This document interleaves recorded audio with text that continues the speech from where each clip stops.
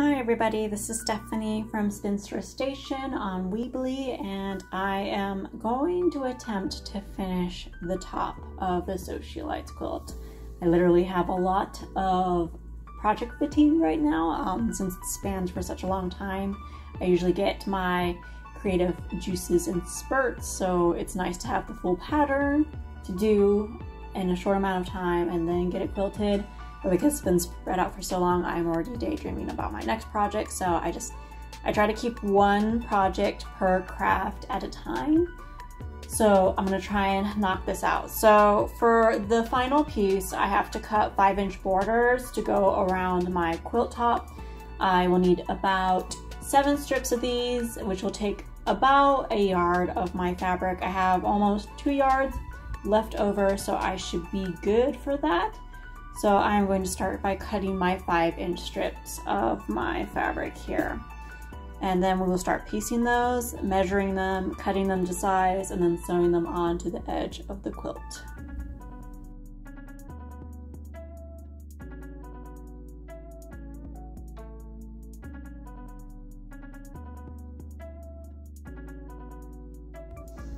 Alright, so I have cut about 8 pieces just to make sure I'm good enough on everything that I need. They're 5-inch strips. As you can see, I have still almost a full yard left over of this fabric, so that'll be nice in case I have any small projects where I need some nice lighter background fabric for anything. So what I'm going to do is I'm going to piece all these together diagonally. So I'm going to line them up, pin, draw a straight diagonal line in the corners to sew directly on, then trim off the excess fabric. And then I'll be going over to my sewing machine and completing that, ironing open those seams, and then measuring my edges, cutting to the size, not just sewing it on, because you can get puckers if you just allow yourself to continually sew on a full piece without cutting it directly to size, because it can stretch while you're sewing it. So you really want to make sure you measure and cut your exact sizes before you start sewing, just to make sure you don't end up with puckers in your border when you're trying to quilt. So I will be doing that next, and crazy enough, I was kind of building myself up for starting and working on this project tonight by ironing. So I've pretty much ironed my backing fabrics, so that way I can cut them down to size, piece them together, and then sew those together eventually. And actually over in this corner, I'm clearing out space because I am going to attempt to move this desk into my bedroom so that I can fit a long arm here. So that's going to be an exciting new addition to my very tiny apartment. There's going to be a long arm here, and we'll see if I can actually quilt this quilt on the long arm, if the frame's going to be big enough. If not, I'm going to go to a friend's studio and quilt it there, but it'll be nice because it can fit most throws, which is usually the size that I do.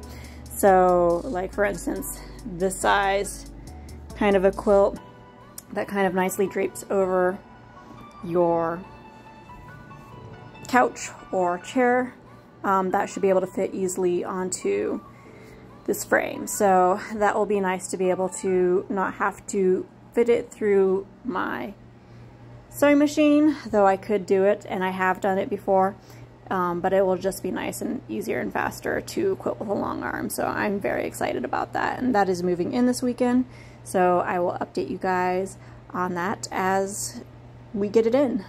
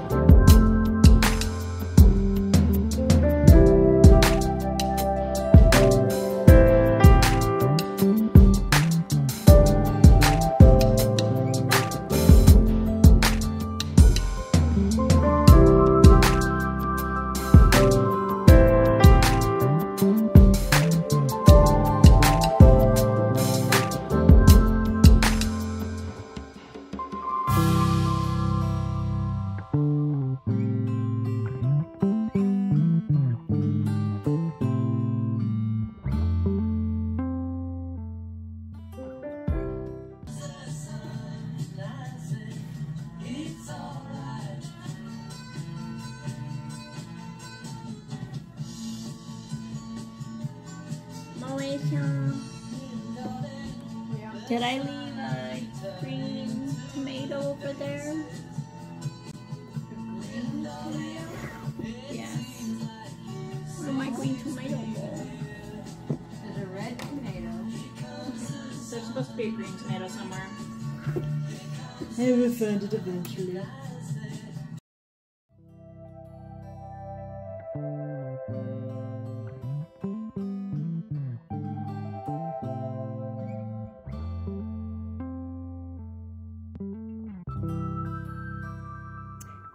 Alright, so I have the top all set up on my long arm. As you can see, it is the largest top I have put on here, and hopefully I have put it on straight enough where I can wiggle my way through with this and get this all quilted and it stay pretty much on point. It's okay if it's not perfect, but just as long as these edges stay where they're supposed to stay or don't travel too much, I should be good. And actually, I originally thought I had to finish this off on my sit-down sewing machine, but where I'm basting is less than an inch away from the edge, so you know, 1/4 of an inch right here is going to be covered by a binding anyway, so actually I think I might be able to get this fully quilted on the long arm. So this is gonna be a weeknight project after I get home from work, so I might work this in a stage. We'll see how far I get tonight, but it might be over the next few nights, so hopefully you guys can see well with the limited light that I have for this, and we're gonna get started now.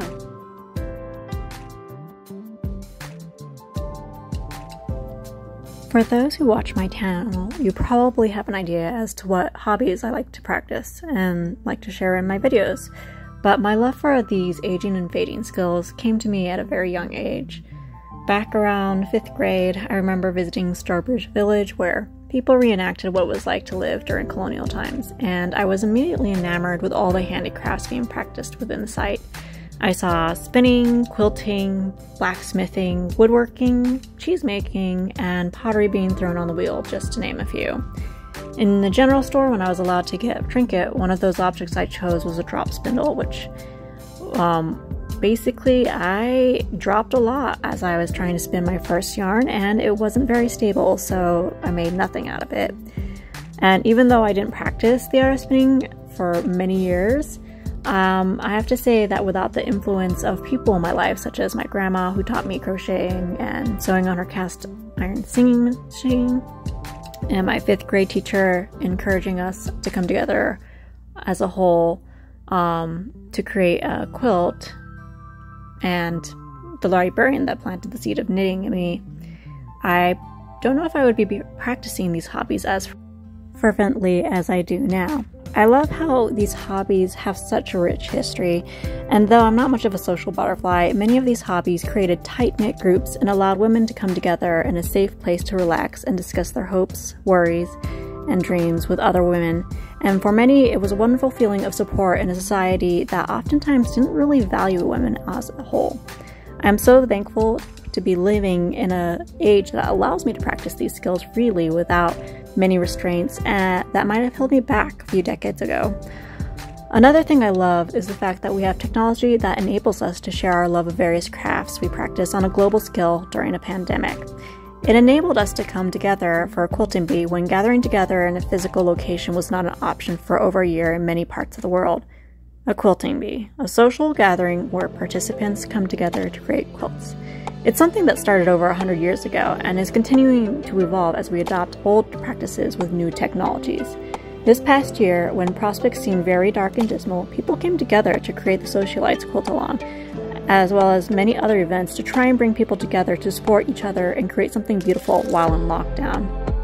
In general, many skills such as baking, cooking, sewing, knitting, and gardening began to resurface out of necessity due to stores running out of goods that most took for granted, and the inability to leave one's house for entertainment also spurred people to start hobbies they had put on the back burners for a while.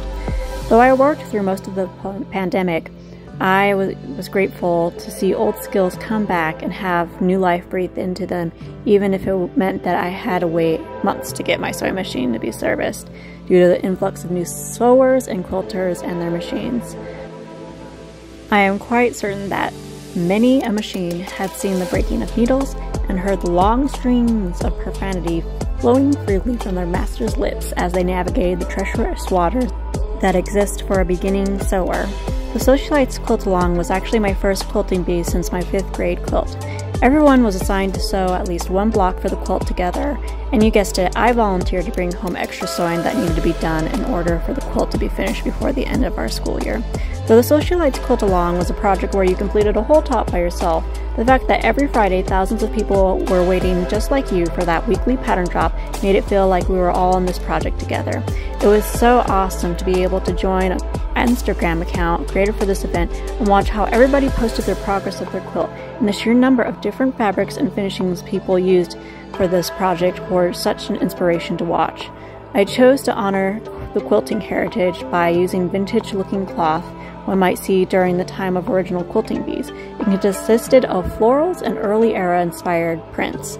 The back came from a Jane Austen collection, and my oak leaf quilting, though slightly abstract, was reminiscent of an applique leaf one may see in an early era applique quilt. It blows my mind that it's been over a year since the pandemic started, and it's even crazier that it literally took, to the day, a year for me to complete this quilt.